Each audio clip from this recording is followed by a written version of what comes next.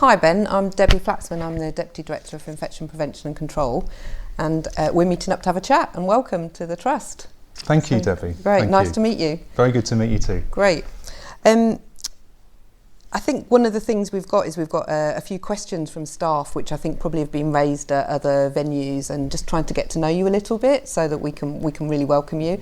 And I was wondering, maybe as a starter, do you just want to spend just a second just telling us a little bit about where you've joined us from and whether you know us as an organisation really well? First of all, really excited to be joining LGT at this time. I do know the patch a little bit. So previously I was the Chief Executive at Oxley's. So brilliant. Partner organisation. Yes, so they provided mental health and community services into the QE. So I know the Greenwich and the Bexley systems pretty well, but Lewisham is something for me to learn a bit more. Great, lovely. Well, it's really nice to have you join us, and we're really excited about that. I was interested in knowing a little bit, or what thoughts you had on perhaps some of your values as you join us as a Chief Executive. Yeah, I mean, I think having the right values across the organisation is really important. But I think the thing is, that for me, the most important things are having people who really care about the job that they do, and really realising that we are here for our patients. And, you know, if we didn't have any patients, we wouldn't be here. Therefore, everything we have to do, we have to have patients at the heart of. And so having an organisation that really puts the patient first is really it's important. Crucial, isn't it, really, in healthcare, I think. In terms of being able to demonstrate, I think, commitment to the staff and your visibility as a new Chief Exec, I wondered if you had some ideas about how you're going to do that. I know you're active on Twitter. I follow you on Twitter, you know, it's great to see you posting photos and talking about the services that you're involved with. But I wonder how else you're going to really raise your visibility. Well, one of the first things I want to do is to get out and meet staff a bit more. So I was lucky enough to have a little bit of time as an induction where I was able to go out and meet with staff and meet with some patients as well, and kind of just understand a bit more their perspective. And I have to say, I was struck by just how incredibly committed everyone is to doing their absolute best for patients. I was incredibly impressed.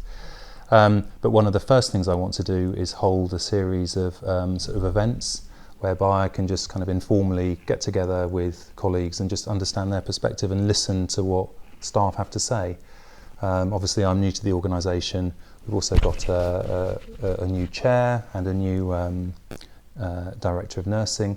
And so it's an opportunity for myself and them also to listen to what staff have to say, so that when we think about the programmes of work we want to do over the coming months and years, we are making sure that we are listening to what staff want as well. And I think part of that's about the culture of the organisation and how we see ourselves, and topics around equality and diversity. And I don't know if you've got thoughts on that. Well, I heard that a new group has been set up to really address the issues around equality, diversity and inclusion, and it's something I'm really committed to. It's absolutely essential that we make sure that the voice of everyone is heard and everyone has equal opportunities, and I will make an absolute commitment to make sure that we are able to get staff to believe that that's what's going to happen. That's how we're really going to retain our staff, isn't it? You know, we're looking at recruiting, but we need to make sure we retain our staff, and part of that is making them feel valued. Absolutely. Brilliant. Couldn't agree more. Okay. For me, this has been the worst winter we've had in the NHS, and I've been in the NHS for 36 years, so that's, I think that reflects how bad it's been. I just wondered how you think you'll be able to perhaps help boost staff morale when we're facing financial and operational challenges that we've perhaps never seen before, unprecedented, in fact, some people are saying. I mean, I think it is right to recognise it's been an incredibly difficult winter, and I know it's been particularly difficult around here. And I do think it's worth just recognising how amazingly every one of you have done in terms of going the extra mile to support patients when it's been really difficult. In terms of trying to boost morale in difficult times, I think there's obviously a bit about making sure that people think that the management teams are listening and acting on what they get back. But I think it's also about people understanding where we're trying to get to as well. And so sometimes going through periods of pressure feel a bit more tolerable if you can see some light at the end of the tunnel and a sense of where the organisation's going and how we think we're going to solve those problems.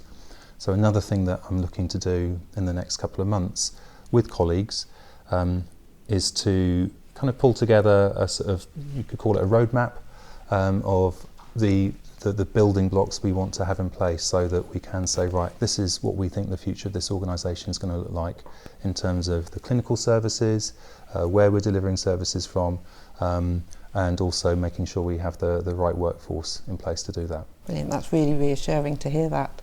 So I'd just like to say welcome, Ben. I hope that you really enjoy working here for us. I know we're pleased to have you, so I look forward to you getting out and about and meeting the staff. Fantastic, thank you Great. very much. Nice to meet you.